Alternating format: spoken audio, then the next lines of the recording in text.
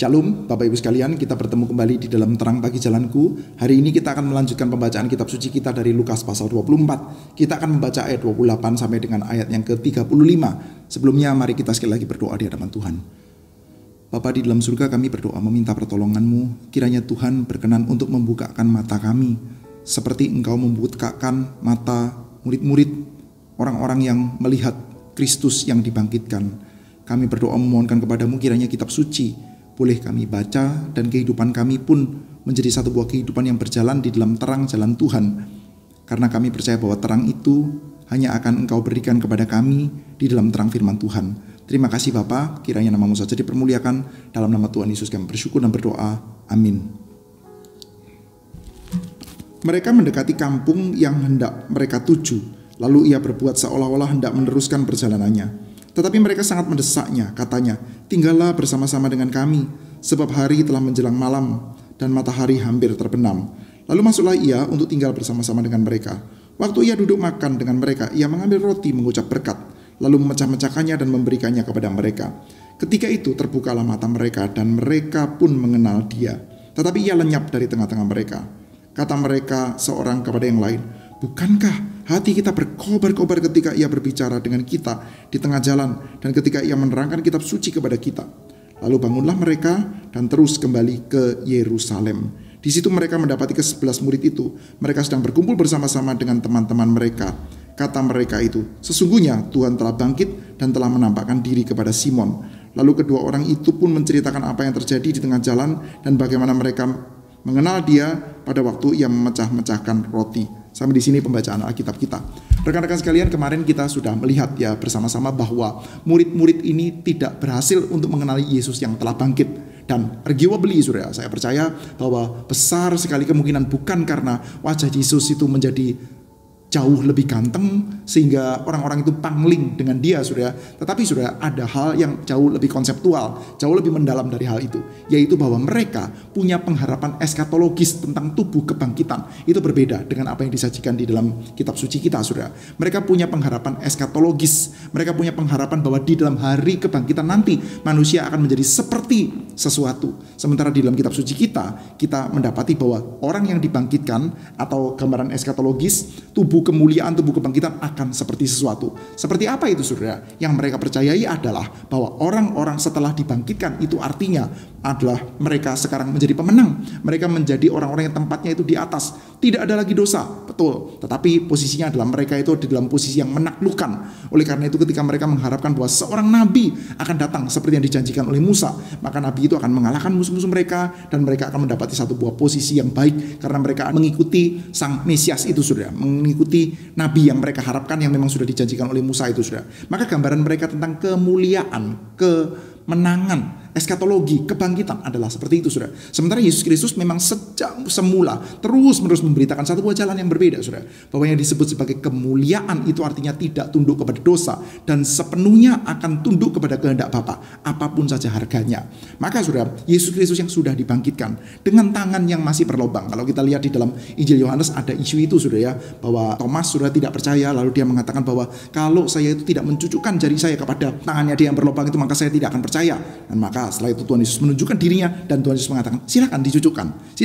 Artinya sudah dalam tubuh kebangkitan Yesus rupanya dalam tanda kutip ada sesuatu yang masih belum sempurna juga, ada scars, ada luka saudara yang masih tersisa saudara. Karena itu saudara, kita mendapati bahwa tubuh kebangkitan bukan terutama tentang urusan menjadi jauh lebih ganteng, menjadi jauh lebih sempurna. Kalau perempuan mukanya akan jauh lebih halus, keriput akan hilang, wajah Anda akan seperti wajah Anda pada waktu berusia 20-an dan lain sebagainya saudara. Tidak saudara, urusan utamanya adalah tubuh kebangkitan, gambaran eskatologis kita saudara, yaitu hari kebangkitan, orang-orang dibangkitkan, tubuh kebangkitan, tubuh kemuliaan adalah tubuh di mana seluruh kehidupan kita dengan tubuh itu adalah kehidupan yang sepenuhnya tidak berdosa dan sepenuhnya akan mengikuti kehendak Allah saudara. Oleh karena itu mereka tidak kenal saudara. Tetapi saudara, pelan-pelan Tuhan membukakan kepada mereka saudara gambaran yang harusnya mereka kenali seperti apa. Tuhan Yesus pelan-pelan membukakan kepada mereka saudara. Tuhan Yesus berbicara terus tentang kitab suci dan hati mereka pun mulai berkobar-kobar, saudara. Tuhan Yesus menghardik mereka, menegur mereka, mengajari mereka tentang apa yang memang harusnya mereka mengerti tentang gambaran eskatologis, apa yang mereka harusnya mengerti tentang Sang Mesias. Mereka itu semestinya punya pengharapan seperti apa sih tentang nabi yang dijanjikan di dalam perjanjian lama itu, seperti apa sih Exodus yang baru itu, Neo Exodus ya, keluaran yang baru. Nah, selama ini pikiran mereka adalah seperti halnya di dalam perjanjian lama, Israel dikeluarkan dari Mesir, mengalahkan musuh, dan setelah itu mereka berjaya dalam perjalanan di padang gurun ketika mereka itu diheres ya, diganggu sama orang Amaleknya disikat. Kalau ada bangsa-bangsa Kanaan yang berani itu melawan mereka, bahkan yang minta pertolongan Bileam sekalipun, akhirnya pun semuanya dikalahkan, saudara. Itu yang namanya Exodus bagi mereka. Sehingga Neo Exodus adalah kurang lebih kalau ada siapapun saja yang bisa melawan mereka akan dikalahkan. Tapi sekarang justru sang nabinya kok kalah, saudara. Nah, saat ini sudah Tuhan Yesus terus membukakan dari kitab suci, saudara, menerangkan kepada mereka bahwa jalan Mesias yang diwartakan oleh Yesus sejak semula itu on track, yaitu bahwa gambaran eskatologis nanti adalah dosa itu ditaklukkan, dosa dikalahkan, dan kita akan hidup sepenuh-penuhnya mengikuti kehendak Tuhan, saudara. Maka sudah dalam perjalanan itu mata mereka sedikit demi sedikit mulai terbuka, mulai mengerti, saudara. Nah, lalu saudara, mereka mendekati kampung yang mereka tuju, ya, Emmaus maksudnya. Lalu ia berbuat seolah-olah hendak meneruskan perjalanannya. Tetapi mereka sangat mendesaknya, katanya, tinggallah bersama-sama dengan kami, sebab hari telah menjelang malam dan matahari hampir terbenam. Lalu masuklah ia untuk tinggal bersama-sama dengan mereka. Sudah ada kata-kata ia berbuat seolah-olah hendak meneruskan perjalanannya. Ia berbuat seolah-olah hendak meneruskan perjalanannya. Artinya sudah, itu pretend. Dia berpura-pura hendak meneruskan perjalanannya. Artinya hatinya Yesus, maksud utamanya Yesus adalah memang mau duduk bersama dengan dia untuk reveal, untuk membukakan. Yesus memang mau untuk bersama dengan mereka dan membuka dirinya kepada mereka, saudara. Namun saudara, dia berpura-pura ya, bersikap seolah-olah hendak akan melanjutkan perjalanan, saudara. Kenapa, saudara? Karena kita mendapati ya, salah satunya adalah mereka berdua ini bisa practice hospitality, tapi bukan sekedar itu, saudara. Mereka itu ingin mendapatkan penjelasan lebih lanjut. Mereka ingin mendengarkan penjelasan yang lebih lengkap lagi, saudara. Gambaran tentang firman Tuhan yang mereka sudah dengarkan, yang membuat hati mereka berkobar-kobar, itu mereka akan mengatakan, we want more, kami mau lagi. Sudah semestinya ya, orang yang mendengarkan berita firman Tuhan dengan hati yang dicelikkan oleh Tuhan, dia akan punya semacam kayak hasrat kerinduan seperti itu. Kami mau lagi, kami mau lagi. Maka sudah, Tuhan Yesus pun duduk dengan mereka. Dan sudah, kapan momennya Tuhan Yesus itu membukakan kepada mereka? Atau lebih tepatnya, dari tadi ketika dijelaskan di dalam kitab suci, saudara, Tuhan Yesus sudah mencoba untuk terus membukakan. Tapi kapan akhirnya momen mereka terbuka, saudara? Kita mendapati pada waktu mereka makan, saudara. Breaking bread ya. Ini adalah satu buah gambaran yang dekat sekali dengan gambaran Eucharis, saudara. Ya, gambarannya seperti ini. Waktu ia duduk makan dengan mereka, ia mengambil roti, mengucap berkat, lalu memecah-mecahkannya dan memberikannya kepada mereka. Ini adalah satu buah gambaran yang sangat dekat dengan peristiwa Last Supper, saudara. Pada waktu itu kedua orang ini tidak ikut ya, mereka tidak termasuk salah satu dari the 12 ya, dari 12 murid Yesus, saudara. Mereka kan gak ikut. Dan kita mendapati gambaran sebelumnya ada juga, saudara, ketika Yesus memberi makan 5.000 orang, saudara. Dan kita tahu, saudara, gambarannya itu konsisten. Ketika mengambil roti, mengucap berkat, pecah-pecah dan bagi-bagi, itu gambarannya konsisten, saudara. Yaitu apa? Yaitu Tuhan Yesus itu memberikan hidupnya untuk menghidupkan banyak orang. Gambarannya konsisten, saudara. Tetapi yang ada di dalam kepala mereka konsisten juga secara agak salah, saudara. Yaitu apa? Seperti halnya di dalam perjanjian lama. Ketika mereka makan Paskah, mereka mengingatkan musuh mereka semua dikalahkan. Maka saat ini ketika makan Paskah, gambarannya adalah militeristik, politis, kita kalahkan semua musuh-musuh kita. Begitu, saudara. Jadi kita mendapat ya, gambaran mereka konsisten salah, tapi gambaran Yesus juga konsisten dengan apa yang dari tadinya sudah diberitakan, saudara. Dan sekarang sudah setelah Tuhan Yesus menjelaskan dari kitab suci, maka dia sudah mengambil peran sebagai dia yang mengambil roti, memecah-pecah. Seperti kayak tuan rumahnya dia, saudara. Tadinya sudah seperti dia adalah dia yang dijamu, saudara. Tapi sekarang sudah kita diajak untuk melihat, saudara, bahwa Yesus yang dibangkitkan, dia itu tuan rumah. Yesus yang dibangkitkan itu tuannya, saudara. Kalau kita lihat ya secara hitung-hitungan manusiawinya, ini kan Yesus itu harusnya tamunya, saudara ya. Dia kan diajak oleh karena hospitality-nya dua orang ini, saudara. Tapi sekarang sudah dia yang mengambil roti, dia yang mengucap berkat, harusnya dilakukan oleh tuan rumah. Dia pecah-pecahkan dan dia bagi-bagikan, saudara. Dia yang mengambil peran sebagai tuan rumah. Kemarin kita sudah melihat, saudara, bahwa Yesus yang mati, saudara, itu menerima devosi. Yesus yang mati itu menerima persembahan. Persembahannya bisa sangat luar biasa, bisa sangat besar. Persembahan dari perempuan-perempuan itu adalah apa? Rempah-rempah. Ini persembahan besar loh saudara ya. Karena mereka itu mau diasosiasikan dengan Yesus yang sudah dianggap sebagai kriminal. Ini persembahan besar saudara. Tetapi persembahan besar yang diatur oleh yang memberi persembahan saudara. Dalam hal ini saudara, Yesus seolah-olah dia yang menerima hospitality, dia yang menjadi tamu saudara. Tetapi kita tahu saudara, siapa yang ada tuan rumahnya? Yesus. Dia yang mengambil roti, dia pecah-pecahkan, dia membagi-bagikannya. Yesus yang dibangkitkan adalah Yesus yang mana kepengikutan kita kepada dia itu diatur oleh dia, bukan diatur oleh kita sendiri saudara. Kalau dia tamunya, sebenarnya yang ngatur-ngatur kan kita saudara. Kita itu bisa bersikap sangat baik kepada tamu. Kita bisa memberikan hal yang sangat baik dan sangat banyak, sangat mahal mungkin kepada tamu. Tapi tetap kita yang atur saudara. Tapi dia tuan rumah, dia yang atur saudara. Dan kita mendapati ya, seperti peristiwa 5 roti 2 ikan, seperti peristiwa Last Supper sudah, dia mengambil roti, mengucap berkat, memecah-mecahkan dan memberikannya kepada mereka sudah, dan mata mereka terbuka sudah.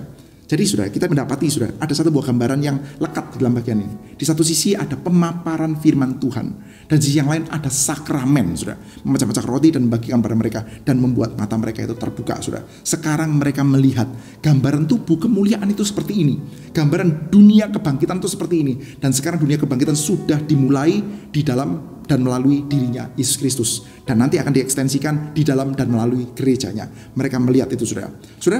Kita bersyukur sudah, kalau kita ya, khususnya di dalam gereja-gereja Injili mungkin ya, termasuk saya ada dalam gereja Reform sudah, kita itu sangat mempercayai sudah, sakramen itu adalah satu hal yang sangat penting. Dan sakramen itu apa? Sakramen adalah satu buah pemaparan firman Tuhan yang digambarkan secara visual. Anda bisa melihat dan Anda mengalaminya sudah.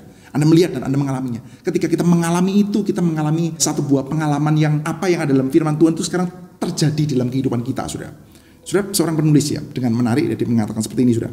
Pengalaman makan di dalam kitab suci kita itu adalah satu buah pengalaman yang sudah sangat-sangat ancient sudah.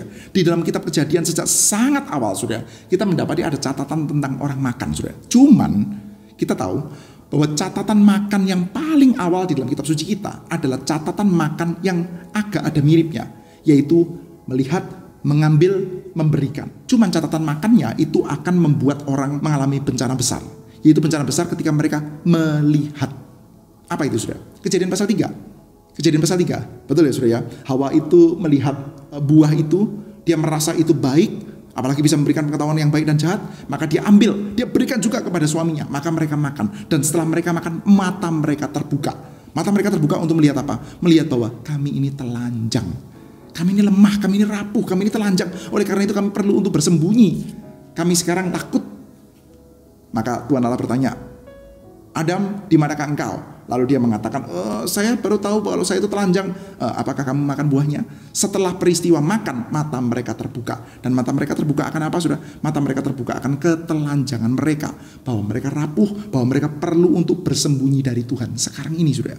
Tetapi sudah, di dalam bagian ini kita mendapati ada satu buah pembalikan makan sudah. Kalau makan yang pertama menyebabkan disaster, bahwa seluruh ciptaan sekarang ditundukkan di bawah dosa. Karena berlawan-lawanan dengan Allah, maka perlu untuk bersembunyi dari Allah. Bertolak-tolakan dengan Allah, maka perlu melarikan diri dari Allah sudah. Itu adalah peristiwa makan yang dicatat di dalam bagian yang sangat awal kitab suci kita sudah. Tetapi kali ini sudah ada makan di dalam bentuk yang berbeda sudah.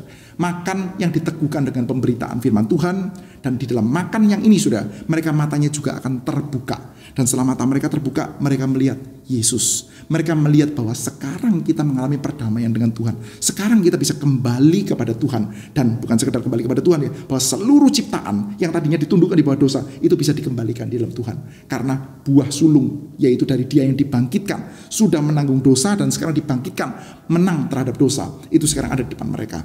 Makan sudah. Maka kita bersyukur sudah. Kita itu saat ini sudah punya sakramen yang isinya adalah makan. Dan bukan cuma sakramen saja, tapi makan itu adalah makan yang diteguhkan dengan firman Tuhan sudah.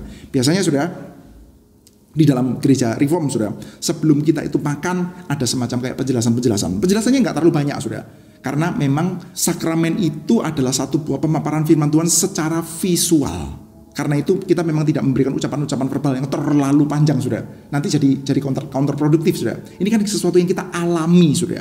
Kita lebih perlu untuk mengalaminya. Di dalam khotbah kita sudah mendengar terus sudah. Seperti halnya dua orang ini sudah di dalam perjalanan, mereka sudah mendengarkan terus sudah. Telinga mereka mendengarkan firman Tuhan, ucapan dari Tuhan Yesus mereka sudah mendengar. Dan sekarang sudah waktunya mereka makan, mereka alami itu.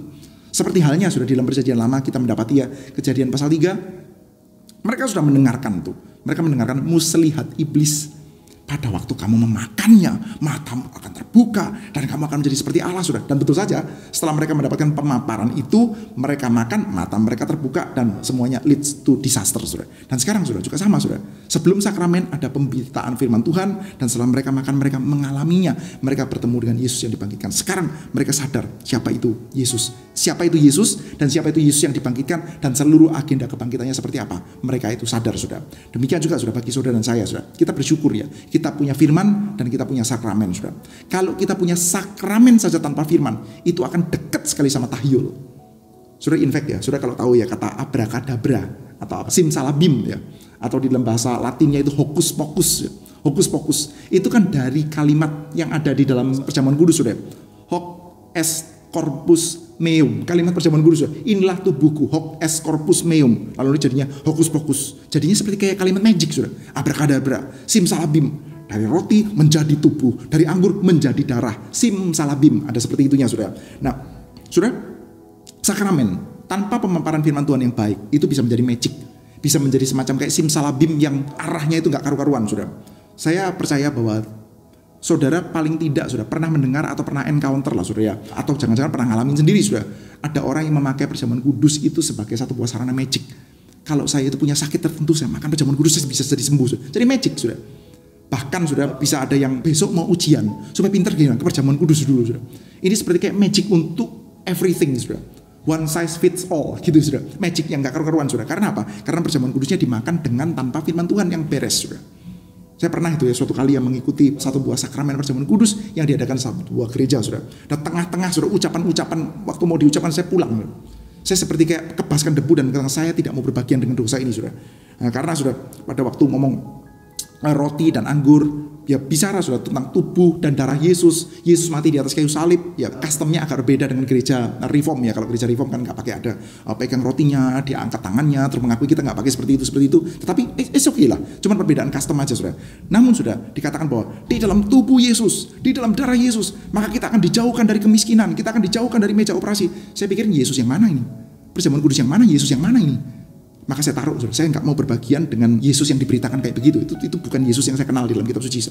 Maka saya tidak mau berbagian dengan penghujatan seperti ini, saudara. Nah, saudara, sakramen ya bisa jadi magic tuh. Sarana supaya kita jadi orang kaya, sarana supaya kita itu jadi orang sehat, saudara. Sakramen harus digabungkan dengan firman Tuhan, saudara. Demikian juga firman Tuhan, tanpa kita itu embodied, saudara, tanpa kita makan dan minum, saudara, tanpa kita itu betul-betul mengalaminya, saudara, itu akan menjadi semacam kayak diskursus yang berhenti dalam kepala kita. Sulit untuk kita itu betul-betul masuk di dalam pengertian yang penuh, saudara. Karena kita sadar, saudara, kita diciptakan oleh Tuhan, bukan otak dibungkus daging. Tuhan itu tidak menciptakan manusia sebagai otak yang dibungkus daging. Tuhan itu ciptakan manusia yang memang berdarah dan berdaging. Kita butuh sesuatu yang kita alami, saudara. Di dalam Yohanes pasal 6, saudara, Tuhan Yesus mengatakan, tubuhku adalah makanan, darahku adalah minuman. Siapa makan dagingku, minum darahku, dia akan memperoleh keselamatan. Saudara, ini adalah battleground berkenaan dengan real presence tentang perjamuan kudus, saudara. Battleground first ya. Kalau kita tanya ya, orang-orang reform seperti kayak saya ini kan percaya, saudara. Kalau pada waktu perjamuan kudus itu kita sungguh-sungguh makan. Ya, sekali lagi ya, dalam perjamuan kudus kita percaya sungguh-sungguh makan tubuh dan darah Yesus. Real itu. Ada real presence of Christ di mana kita berbahagia. Karena kita percaya sungguh-sungguh kalau kita tidak makan daging Yesus dan tidak minum darahnya, kita tidak berbagian dalam keselamatan. Kita percaya itu, saudara. Cuman kita tidak percaya rotinya berubah jadi daging. Kita tidak percaya anggurnya berubah jadi darah. Tapi kita percaya bahwa sejatinya, saudara, kita itu butuh feed. Kita butuh makan Yesus Kristus untuk kita itu bisa diselamatkan. Bukan secara menggerogoti dagingnya, saudara, tapi ya kita berbagian, dipersekutukan dengan tubuh dan darah Yesus. Dasarnya apa? Dasarnya adalah Yohanes pasal 6, saudara. Kita itu memang diciptakan sebagai manusia yang butuh semacam kayak penanda-penanda fisik yang jelas seperti itu, saudara. Maka kita bersyukur, kita punya sakramen dan kita juga punya firman Tuhan, saudara, yang sama-sama saling menguatkan. Dan setelah itu, saudara, kita mendapati setelah Yesus matanya itu dibukakan, kita mendapati peristiwa ini. Ketika itu terbukalah mata mereka dan mereka pun mengenal dia, tetapi ia lenyap dari tengah-tengah mereka. Kata mereka seorang kepada yang lain, bukankah hati kita berkobar-kobar ketika ia berbicara dengan kita di tengah jalan, ketika ia menerangkan kitab suci kepada kita? Lalu bangunlah mereka dan terus kembali ke Yerusalem. Di situ mereka mendapati ke-11 murid itu. Mereka sedang berkumpul bersama-sama dengan teman-teman mereka. Kata mereka itu, sesungguhnya Tuhan telah bangkit dan telah menampakkan diri kepada Simon. Lalu kedua orang itu pun menceritakan apa yang terjadi di tengah jalan dan bagaimana mereka mengenal dia pada waktu ia memecah-mecahkan roti.